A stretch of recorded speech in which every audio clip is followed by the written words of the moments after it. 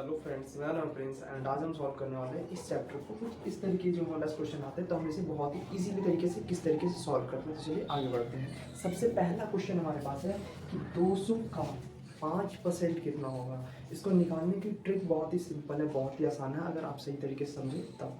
तो चलिए आगे बढ़ते हैं, पहला सॉल्व करते हैं। हमें इसे क्या पूछा गया, 200 का 5%। हमें क्या करना है, 200 इस तरीके से का बोल रहा है ना, का मतलब मल्टीप्लाई चिन्ह लगा दीजिए।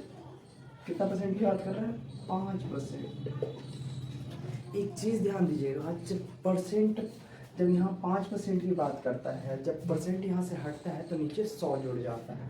तो यहाँ पर परसेंट हटा के नीचे क्या लिखेंगे, 100। अगर आपने फ्रैक्शन बहुत ही अच्छी तरीके से पढ़ा होगा तो आपको पता होगा कि नीचे की जीरो से ऊपर की जीरो कट जाते हैं। 2 जीरो कट गया। अब हमारे पास बचा क्या, हमारे पास बचा 2 इंटू 5, नीचे में 1 बचा है। ये अगर आपने फ्रैक्शन पढ़ा तो आपको पता है नीचे 1 की कोई वैल्यू नहीं होती है, तो हमें 1 लिखना या ना लिखना बराबर है। तो 2 5 जा 10, इसका आंसर कितना आ गया, 10 आ गया। यानी कि 200 का 5% 10 होगा। तो चलिए और आगे बढ़ते हैं, अगला सवाल करते हैं। इसे रफ करेंगे। तब हमारा सेकंड सवाल यह है कि 300 का 20% का 2% कितना होगा। हमने जो पहला क्वेश्चन किया था बहुत ही इजी तरीके से, बहुत सिंपल तरीके से कर दिया था, लेकिन जब हमारे पास कुछ इस तरीके के क्वेश्चन आते हैं तो हम इसे कैसे सॉल्व करते हैं, तो बहुत ही आसान है, आइए करते हैं। सबसे पहले 300 की बात कर रहा है, हमने यहाँ 300 लिख दिया। का की बात कर रहे हैं, का मतलब गुणा का चिंता में लाएंगे, गुणा 20%, तो 20% लिख दे रहे हैं। फिर का की बात कर रहा है, गुणा 2% लगा दिया। आपको बहुत ही अच्छी तरीके से पता है जब परसेंट हटता है तो नीचे 100 लग जाता है। तो हम यहाँ से परसेंट हटाते हैं, नीचे 100 लगा देते हैं, परसेंट हटाते हैं, नीचे 100 लगा देते हैं। अब नीचे कितने जीरो है, तो 2 4 जीरो है। अब ऊपर कितने जीरो है, ऊपर 3 जीरो है, कोई दिक्कत नहीं। 1 2 2 जीरो से 2 जीरो कट गया, 1 जीरो से 1 जीरो कट गया। अब नंबर क्या बच रहे हैं, नंबर बच रहे हैं 3 2 जा 6, 6 2 जा 12, और नीचे क्या है, नीचे हमारा 10, तो नीचे 10 लगा देते हैं। अब इसे काटिए, 2 5 जा 10, 2 6 जा 12, तो 6/5 ये हमारा आंसर हो गया। ठीक है जी। अब थोड़ा और आगे बढ़ते हैं, हम आते हैं थर्ड क्वेश्चन पे। थर्ड क्वेश्चन क्या,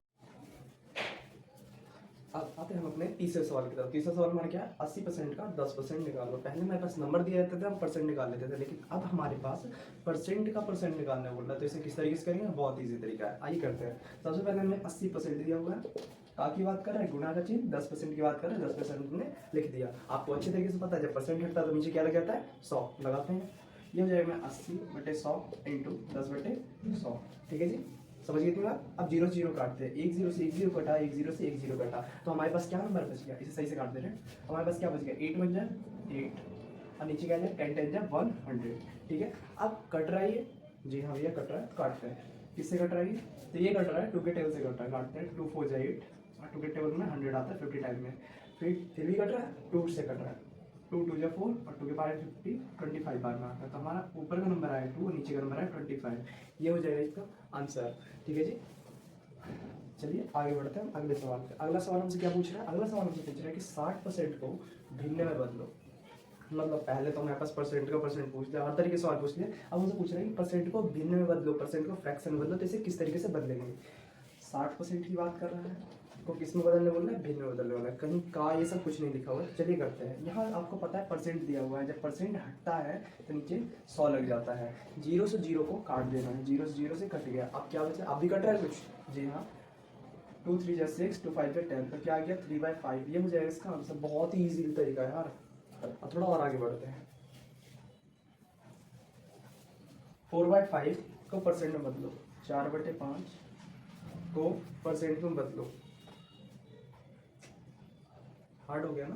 पहले हमसे यह पूछा था कि परसेंट को फ्रैक्शन में बदलो, तब हमने इजी तरीके से बदल दिया था, लेकिन ये तो बोल रहा है कि फ्रैक्शन को परसेंट में बदलो। कोई दिक्कत नहीं, बहुत ही आसान सवाल है। 4/5 है, उसको परसेंट में बदलना है। जब परसेंट में बदलने की बात आती है तो मल्टीप्लाई बाय 100 कर दीजिए, हिसाब से सवाल हो जाएगा। मल्टीप्लाई बाय 100, नीचे कुछ नहीं 1 लग जाएगा, और 5 1 जा 5, और 100 4 जा 400 हो जाएगा। कुछ कट रहा है, जी हाँ कट रहा है। 5 1 जा 5, 5 8 जा 40, 0 मतलब 8 0 80, और नीचे 1 1 की कोई वैल्यू नहीं होती है, तो ये सीधा सीधा हमारा 80% बन रहा है। बात समझ में आ गई। और आगे बढ़ते हैं, अगला सवाल।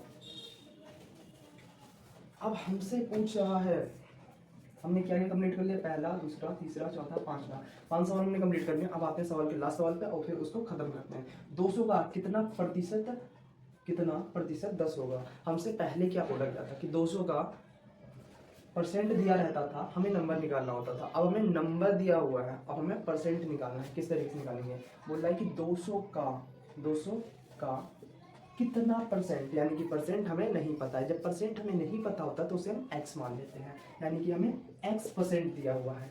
x परसेंट कितना होगा, 10 होगा, तो इक्वल टू हम लिख देंगे 10। आपको अच्छी तरीके से पता है कि जब परसेंट हटता है तो नीचे 100 लग जाता है। तो 200 इंटू x/100 इक्वल टू 10। 20 से 20 कट जाता है तो ये हमारा क्या हो जाता है, ये हमारा हो जाता है 2x इक्वल टू 10। आप सबको पता है कि ये नंबर है, ये अलजेब्रा है, दोनों के बीच में गुणा का चिन्ह होता है।